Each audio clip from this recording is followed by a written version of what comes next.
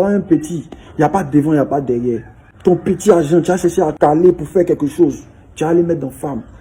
La Bible dit, avant d'ôter la paille qui est dans l'œil de ton frère, ôte d'abord la poutre qui est dans ton œil. Autrement dit aussi, avant de t'occuper des problèmes de quelqu'un d'autre, toi-même, il faut t'occuper de tes problèmes. Tu n'arrives pas à payer brosse à dents. C'est toi qui connais femme. Mais si tu l'enceintes, tu fais comment? Nos vies ne ressemblaient à rien. On a passé des années dedans. Nos vies ne ressemblaient à rien. On n'allait nulle part. C'est le Seigneur qui a fait grâce aujourd'hui. On peut parler. Le Seigneur, c'est un Dieu d'ordre. Avant d'envoyer Ève, là, il a donné le jardin à Adam. Avant d'envoyer la femme, là, il a donné le travail. Donc le travail vient avant la femme. Maintenant, quand la femme vient te trouver, c'est pour t'aider. Donc tu dois être déjà dans un jardin, dans une disposition. Quand le bon corps posé, tu ne peux pas penser à te mettre dans les histoires de relations. Sinon, ça va t'avaler, les amis. Moi, je vous ai dit, je ne suis pas motivateur pour dire, réveillez les lions qui ont vous. Non, frère, on est des hommes, on est intelligents. On vit des situations. Quand tu es fatigué de quelque chose, tu te lèves et ça change. C'est tout. Tu n'as pas t'asseoir là comme bouteille de gaz et puis attendre que la situation change pour toi. Non, frère, la Bible dit, à tes résolutions répondra le succès. Quand vous voyez des gens, des vieux pères assis dans les bélodromes, vous pensez qu'ils ont médité, ils ont prémédité ça. Là, ils se sont assis pour dire que oui, à 50 ans, il y a dans un bélodrome, chaque matin qu'il vient, il prend un spark, il tape, et puis mauvais. Non. Ça les a surpris, un coup beau, ils sont restés dans femme, un beau. Mais ils n'ont plus force pour aller travailler. Chaque jour, ils sont dans Bel Air. La situation les fatigue. Parce qu'au moment où ils doivent travailler, ils sont allés chercher femme. C'est pareil aussi pour les filles qui cherchent garçon tôt. Vous allez vous gaspiller votre énergie, votre beauté. Arrivé un moment, ta jeunesse qui était censée prendre pour te poser, l'homme de ta destinée, tu allais le marier. Maintenant, vous allez bâtir un empire ensemble. Arrivé un moment, tu es déjà, c'est-à-dire que tu as anéanti, tu as déjà fait. C'est-à-dire que tu as anéanti maintenant. Il n'y a personne. Plus tu vieillis, plus ta tête chauffe, tu ne peux plus apprendre de nouvelles choses parce que dès que tu penses un peu net, tu as mal à la tête. C'est pas à ce moment-là que tu as cherché à bâtir quoi que ce soit. Tu n'auras plus de force. C'est maintenant que tu as la force. C'est maintenant que tu peux faire des activités, entreprendre ici, entreprendre là-bas. Maintenant, quand tu prends de l'âge, la fatigue s'installe, donc tu te reposes. Mais déjà, tous tes business sont déjà là. Tu as déjà travaillé. Pendant que les autres tentent s'amuser dans les histoires de toi, tu as déjà ton empire. C'est ça l'intelligence. Il y a vu les gens, lors de mon passage à PPLK, quand on a dit 4 ans de chasteté, les gens sont venus, c'est que tu souffres, hein, c'est du non, frère. D'autres sont venus m'attacher. Et c'est là, m'attacher par rapport à quoi? 4 ans de chasteté, frère, mais c'est le but qui est là. Mais si tu n'arrives pas à faire quelque chose de bien, que ton frère arrive à le faire, encourage-le. Encourage-le, frère. 4 ans de chasteté, là, on voit les résultats. Mon papa a pris ces 4 années, là. Et il a montré ce qu'on peut faire, ce qu'un jeune peut atteindre à cet âge-là, s'il décide de s'abandonner entre ses mains. Nous voici ici. Aujourd'hui, on parle de musique ivoirienne, on peut dire mon nom. 4 ans de chasteté, c'est rien. Il y a des gens depuis son nez, ils n'ont jamais connu de femmes, ils sont bien portants. Ça doit être ça l'objectif, ça doit être ça. Tu dois arriver à faire ça. Maintenant, si tu n'arrives pas, reconnais humblement et dis Seigneur, aide-moi. C'est ça, c'est ce qu'on te demande. Vous qui pensez que la vie que vous menez, c'est la meilleure des vies où il n'y a pas de problème. Coucher avec telle fille, coucher avec tel garçon, lui, il n'y a pas de problème. Vous êtes libre de le faire. Si ça ne vous fatigue pas, si vous pensez que vous êtes heureux dedans, gloire à Dieu. Mais les gens que ça fatigue, ça, eux que le message s'adresse. Vous dites, il y a de l'espoir. C'est moi, 4 ans de chasteté, frère, il y a toute ma vie devant moi pour faire autant de fois que je veux. J'ai marié ma femme. On est dedans jusqu'à la mort. On dit jusqu'à ce que la mort vous sépare. On a 50 ans ou bien 60 ans pour ça encore. Mais pour l'instant, pour l'heure, on bâtit un empire. Parce que en fait, quand tu es impudique, tu vois, quand tu es dans l'impudicité, il y a 2 options. Soit tu finis pauvre, soit tu finis pervers. C'est les 2 cas. Les gens actuellement, ils ont atteint un niveau où ils ne peuvent plus regarder quelqu'un normalement. C'est-à-dire que quand tu fixes les yeux sur quelqu'un, tu commences à imaginer la nullité de la personne. Certains même c'est sur leurs propres parents, leurs tantes, leurs cousines, leurs frères. C'est ce que l'impudicité fait. Ou quand même tu n'as pas envie même de penser bizarre, mais c'est là. Ça nous a fatigué durant combien d'années? Aujourd'hui on est libre, on vient vous parler de Jésus. Encouragez-nous. Les jeunes qui ont décidé d'être des disciples de Christ, encouragez-les. On n'a pas dit que quand tu es dans le salle là, tu es un démon, frère, non. Mais il y a un moment où tu dois laisser. Il y a un moment où tu dois arrêter. Et c'est ça l'objectif. Tout homme espère changer un jour. C'est seuls les imbéciles qui ne changent pas. Donc quand vous voyez ce réveil, quand vous voyez les disciples, quand vous voyez le disciple là qui est en train de monter dans l'Afrique, dans le monde entier, soutenez, que vous soyez au Congo, que vous ayez laissé les histoires des cheveux là. Le Seigneur s'en fout de tes cheveux. Le Seigneur s'en fout. Il veut dire que ça va il y a quoi faire. Mais pas pour le moment, il y a temps d'abord. Mais il faut que les gens comprennent que c'est pas ça. Quel problème les cheveux peuvent créer à l'humanité? C'est Dieu qui fait pousser nos cheveux.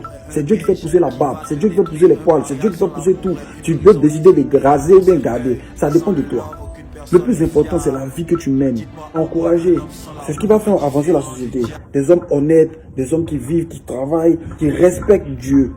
C'est qu'on va s'aimer les uns les autres, ne pas faire du mal à autrui. C'est ça qui va faire avancer la société. C'est pas quand la perversion va parcourir l'école, quand les violeurs seront en tas dans la rue. C'est pas quand on va faire concours de drogue là. C'est pas ça qui va faire que la société va avancer. Voilà, je me suis rappelé.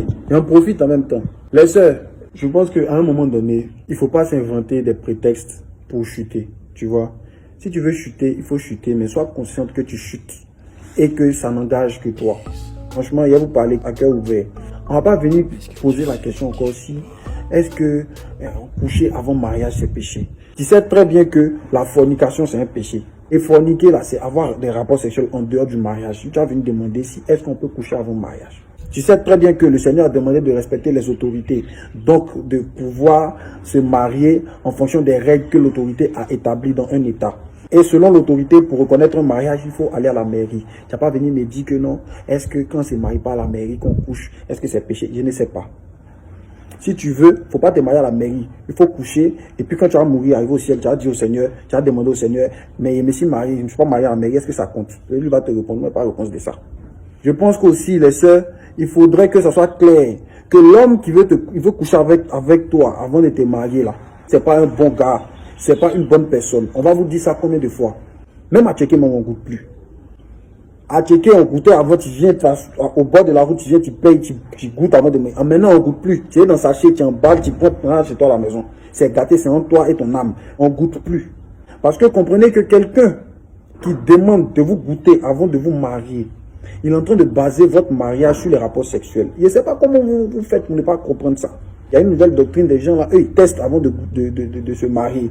Ok, donc il va te tester. Bon, et si ça ne lui plaît pas? Et si le test ne lui a pas plu? Parce qu'il y a ça, il te laisse, c'est ça? Il va aller tester une autre personne. Si ça ne lui a pas plu, il la laisse aussi. Bon, vous devenez quoi? Vous devenez quoi? Non, moi je pense que les choses doivent être claires. Tu vois, on se marie avec une personne, on ne se marie pas avec le sexe d'une personne. Est-ce qu'on se comprend? Quand Adam a vu Ève là, il a dit voici, chair de ma chair, os de mes os. Il n'a pas fait bisou d'abord avant de dire que voici. On aime d'abord la personne, on aime d'abord la personnalité avant d'aimer son sexe. Donc quelqu'un qui veut baser votre relation sur le sexe, il faut savoir que ce n'est pas une bonne personne. Ça veut dire que demain si tu ne fais plus son affaire, il va te laisser. Si tu as pris trop de rondeur, si tu as pris trop de graisse, il va te laisser. En oubliant que c'est lui, c'est de sa faute si aujourd'hui c'est tombé. Voilà. Quand on décide de marier quelqu'un là, on voit la personne, on dit toi, moi j'aime ta gamme, j'aime ton esprit. Tu n'es pas la personne la plus belle de la terre, tu n'es pas la personne la plus riche, mais tu as quelque chose qui me plaît et je veux rester avec toi jusqu'à la fin du monde. C'est sur cette base-là que vous vous mariez et vous partez dans le mariage, étant prêt à affronter tout ce qui va venir comme problème. C'est pour ça qu'on dit pour le meilleur et pour le pire.